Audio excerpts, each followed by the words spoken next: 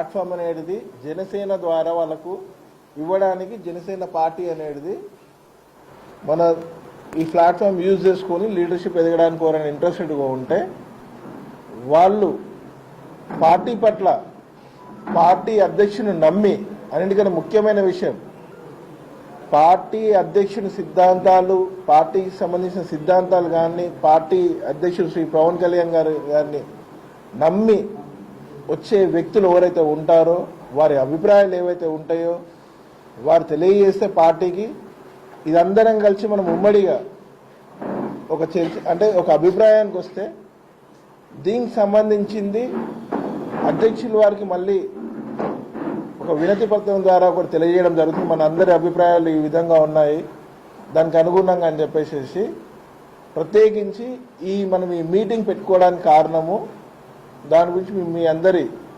అభిప్రాయాలు తీసుకొని దానికి అనుగుణంగా ఎట్లా వెళ్దాము. మొన్న ఎలక్షన్స్ ద్వారా ప్రత్యేకించి ఇక్కడ మనం ఒక జనసేన పార్టీ తరఫు నుంచి ఒక 7 పార్లమెంట్లో మనం పోటీ చేయడం జరిగింది. బీఎస్పీతో కలిపి ఓవరాల్గా 17కు 12 పోటీ చేయడం జరిగింది. అంటే మనం 7, బీఎస్పీ 5. ఇప్పుడు వివిధ కారణాల వల్ల వాళ్ళు షార్ట్ టైం నోటీస్ వల్ల ఎవరైతే ఇంకా 5 మంది కాంటెస్టెంట్స్ ఉన్నారో వాళ్ళు రాలేకపోయారు. కానీ వాళ్ళు కూడా కొన్ని నేమ్స్ ఆల్రెడీ వారి ఏరియాలో ఎవరైతే కష్టపడి పనిచేసిందో మన ఎలక్షన్స్కు వాళ్ళ నేమ్స్ ఇవ్వడం జరిగింది, పంపించడం జరిగింది. ఇప్పుడు మనం నెక్స్ట్ అనేది మనం ఈ ఏదైతే కూటమి ఉందో బీఎస్పీ కానీ ఈ విషయం వాళ్ళు చెప్తారో దానికి అనుగుణంగా మనం ప్లాన్ చేసుకొని ముందుకెళ్ళడం జరుగుతుంది. అయితే ఇప్పుడు ఇక్కడ ఒక ప్రత్యేకించి మొన్న ఎలక్షన్స్ మేము పోటీ చేసినప్పుడు ఒక పార్టీకి సంబంధించిన వైస్ ప్రెసిడెంట్ కాకుండా ఒక క్యాండిడేట్గా నేను కొన్ని విషయాలు గమనించడం జరిగింది. ఫస్ట్ అందరూ ప్రతి ఒక్కరు ఏంటంటే ఎలక్షన్స్ అనగానే ఇప్పటిదాకా ఏ విధంగా అయితే ఎలక్షన్స్ జరుగుతున్నాయో గత అంటే మనం అందరం ఒక 30-40 ఇయర్స్ అంటే ఒక 3 మినిమం 2-3 జనరల్ ఎలక్షన్స్ అందరూ చూసి ఉంటారు. ఎలక్షన్స్ అనగానే ఒక మైండ్ సెట్లకు పోయేసి ఆ విధంగానే అనేది ప్రతి ఒక్క ఎలక్షన్స్ అనేది ఎక్స్పెక్టేషన్స్ చేస్తున్నారు. మొన్న కూడా నేను యాజ్ ఎ క్యాండిడేట్గా సేమ్ ప్రాబ్లం అనేది ఫేస్ చేయడం జరిగింది. సరే అది ఓవర్ నైట్ అవన్నీ చేంజ్ చేయడము అవన్నీ పాసిబిలిటీ అవుతుందా అనేది అంటే అవన్నీ కుదరవు. ఎక్కడ పార్టీ అనేది పుడుతుంది అంటే ఏ పార్టీ అయినా కొత్త పార్టీ బలంగా నిల్చోవాలి అంటే పార్టీ కింద స్థాయి నుంచి పార్టీ ఎప్పుడైతే బలంగా ఉంటుందో పార్టీ నిర్మాణం అనేది అంత బలంగా ఉంటుంది. దానికి ఏది ఆపర్చునిటీ మనకు ఈ లోకల్ బాడీ ఎలక్షన్స్ మనకు సర్పంచ్ ఎలక్షన్స్ ఏవైతే జరిగినాయో బిఫోర్ మన పార్లమెంట్ ఎలక్షన్స్ బిఫోర్ జరిగిపోయినాయి కాబట్టి ఈ ఎంపీటీసీలు జెడ్పీటీసీ ఎలక్షన్స్ అనేది మనకు చాలా ముఖ్యమైనది. ఇందులో ప్రత్యేకించి ఏముంటుందంటే వ్యక్తిగతంగా పడే పార్టీ పరంగా కన్నా వ్యక్తిగతంగా పడే ఓటింగ్ శాతం అనేది ఎక్కువ ఉంటుంది. ఎలక్షనింగ్ అనేది ఈ విధంగా జరుగుద్ది. ఒక ఎంపీటీసీగా నిల్చున్నప్పుడు తనకు సంబంధించిన ఒక 5,000 ఓట్లు 3,000 ఓట్లు ఉన్నప్పుడు అతని కింద ఆ ఓట్లు అనేది పరిచయాలతోని ఆ ఇండివిజువల్గా వ్యక్తి ఒక పార్టీ సపోర్ట్ అనేది ఒక 50% అనేది ఆ వ్యక్తి పైన డిపెండ్ అయి ఉంటుంది. ఇందులో మనం అక్కడ ఏవైతే గెలుస్తామో లోకల్ లీడర్షిప్ ఎప్పుడైతే బలపడుతుందో పార్టీ గిట అంతే గట్టిగా బలంగా జనాలకు ఓటర్ రీచ్ అవుతుంది. బాగుంటేనే బిల్డింగ్ బాగుంటుంది. అట్లా మీరు జెడ్పీటీసీ ప్రతి ఒక్కరు స్థాయి ఫైట్ చేసుకుంటే రాబోయే రోజుల్లో భవిష్యత్తులో మీ యొక్క ఒత్తిడి ఆ జిల్లాలో ఆ మండలంలో ఉంటుంది. అదేవిధంగా రాబోయే రోజుల్లో ఇంకా ఇక్కడ కార్పొరేషన్ ఎలక్షన్స్ ఉన్నాయి, అందులో మనం పార్టిసిపేట్ చేయగలుగుతాం. రాబోయే రోజుల్లో ఒక పార్టీ పెద్ద ఎత్తున నిర్మాణం జరిగినాక రాష్ట్ర స్థాయిలో మనము ఎలక్షన్స్ వస్తే అప్పుడు మనం మీ దాంట్లో ఎమ్మెల్యేలో పోటీ చేయవచ్చు. మీ యొక్క బలం మీ యొక్క మండలాల్లో మీ యొక్క జిల్లాలో మీ బలం ఉంది. మనం పార్టీని ఎంతవరకు గ్రామ స్థాయిలో మనం గ్రామ స్థాయిలో తీసుకెళ్తామో అప్పుడు పార్టీ బలంగా ఉంటుంది. దాంట్లో మనం ఇంకా లేకుండా మనం ముందుకెళ్తే బాగుంటుంది. ముడిపడిందంటే నేను ఒప్పుకోను. ఎందుకంటే మనము అన్ని పార్టీల విధంగా మనం పోవద్దు అనేది మన లక్ష్యం. మనం ధర్మ పోరాటం ఇందాక మహేందర్ రెడ్డి గారు చెప్పినట్టు మనము నిజాయితీ గల నాయకుడు మన జనసేన అధ్యక్షుడు శ్రీ పవన్ కళ్యాణ్ గారు ఉన్నారు. సో మన ధర్మంగా మనకు ఎంతవరకు ప్రజలు రిసీవ్ చేసుకుంటారో అంతవరకు మనం పోరాటం చేద్దాం. జనసేన పార్టీకి ఆంధ్రప్రదేశ్లో కానీ తెలంగాణలో కానీ డబ్బున్న వ్యక్తులు కాకుండా ఒక కండక్టర్ కొడుకు ఒక రైతు బిడ్డకు కూడా టికెట్ ఇచ్చిండు. అట్లా అంటే మీరు ఇది ప్రజలకు తీసుకెళ్ళండి, మీరు చెప్పాలి. ఇక్కడికి వచ్చిన సోదరులందరికీ హృదయపూర్వకంగా శుభాభినందనలు. ప్రస్తుత రాజకీయాలు ఎలా ఉన్నాయి మనందరికీ తెలుసు. ఒక పార్టీ టికెట్ కావాలంటే అంగబలం కావాలి, అర్ధబలం కావాలి, తాతో తండ్రు నాన్నో అమ్మో ఎవరో ఒకరు రాజకీయాల్లో బాగా పేరు తెచ్చుకుని ఉండాలి. పార్టీ టికెట్ సాధ్యం అవుతుంది. కానీ జనసేనలో ఆ పరిస్థితి ఉన్నది.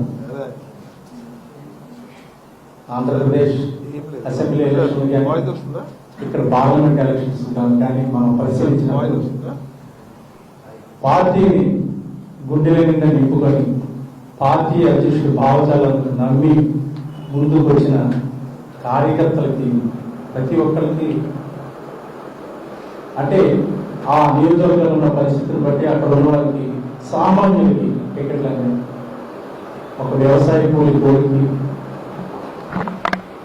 ఒక కార్మికుడి కొడుక్కి, లేదంటే ఒక టీ బంక్ నడుపుకున్న వ్యక్తికి ఆంధ్రప్రదేశ్లో టికెట్లు వచ్చినాయి.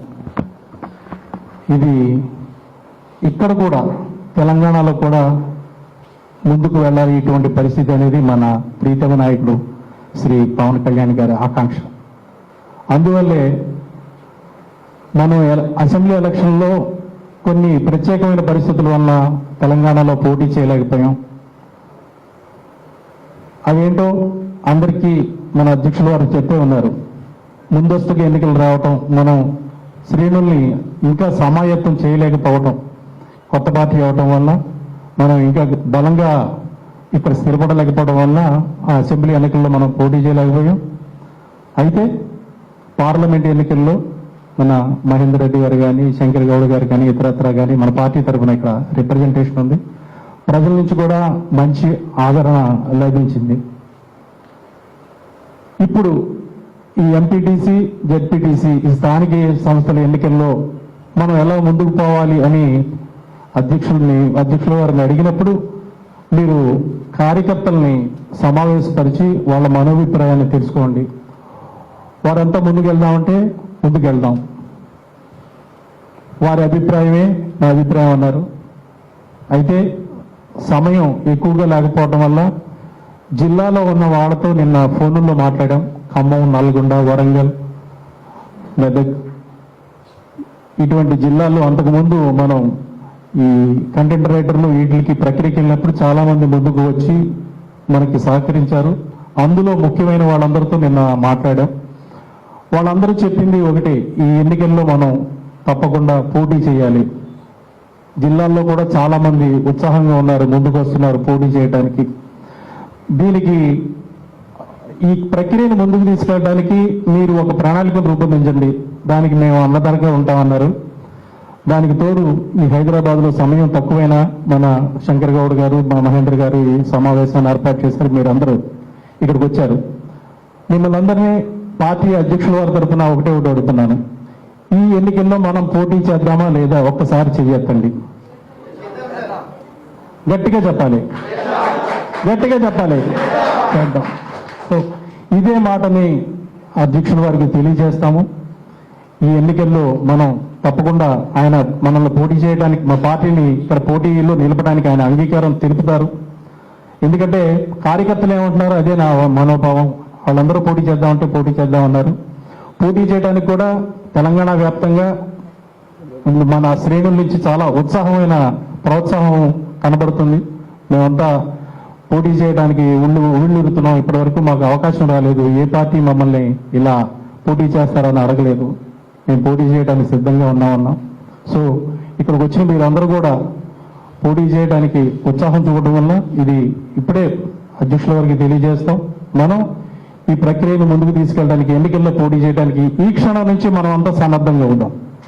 ప్రతి చోట, ప్రతి ఎంపీటీసీ స్థానంలోనూ, ప్రతి జెడ్పీటీసీ స్థానంలోనూ జనసేన జెండా రెపరెపలాడాలి. మనకంటూ ఎన్నో కొన్ని స్థానాలు మనం సంపాదించి ఈ తెలంగాణ రాష్ట్రంలో జనసేన ఉనికిని చాటాలి. ఎందుకంటే ఇక్కడ జనసేన పార్టీ బలపడవలసిన అవసరం ఎంతో ఉంది.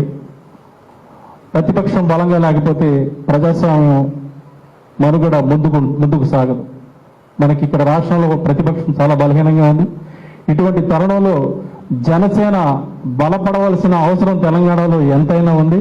దీనికి ఈ జెడ్పీటీసీ ఎంపీటీసీ ఎన్నికలను మనం ఒక అవకాశంగా తీసుకొని మన వాణిని, మన జనసేన వాణిని గట్టిగా ఈ రాష్ట్రంలో వినిపించాలని మీ అందరికీ ఈ సందర్భంగా మనవి చేస్తూ, మనం జెడ్పీటీసీ ఎంపీటీసీ ఎన్నికల్లో పోటీ చేస్తున్నాం. జై హింద్, జై తెలంగాణ.